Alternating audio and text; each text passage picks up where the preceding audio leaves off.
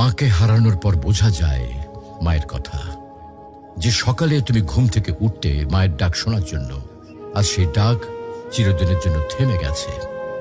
যে হাতে তোমার জন্য খাবার বানাতেন, ভালোবাসা দিয়ে মাথায় হাত বুলিয়ে দিতেন, আজ সেই হাত মাটির নিচে। যখন মা বেঁচে ছিলেন তুমি হয়তো বলেছ, মা আমি ব্যস্ত আছি, মা পরে কথা বলবো।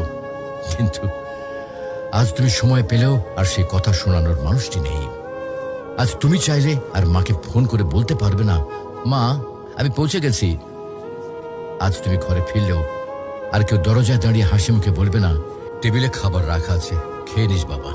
মাকে হারানোর পর বোঝা যায় তিনি শুধু একজন মা ছিলেন না, তিনি ছিলেন ঘরের আলো, জীবনের দোয়া আর হৃদয়ের শান্তি। এখন বুঝতে পারো মা যে বারবার নামাজের কথা বলতেন, ভালো মানুষের সাথে চলতে বলতেন, এগুলো তোমার জন্য কত বড় উপহার ছিল। প্রিয় ভাই বোন, মাকে হারিয়ে আফসোস করার আগে কদর করো। মায়ের হাতে চুমো দাও, তার জন্য দোয়া করো, তাকে জড়িয়ে ধরো যতদিন তিনি আছেন। কারণ হয়তো একদিন তুমি শুধু বসে বসে কাঁদবে আর মনে পড়বে, ইস যদি মাকে আরেকবার জড়িয়ে ধরতে পারতাম।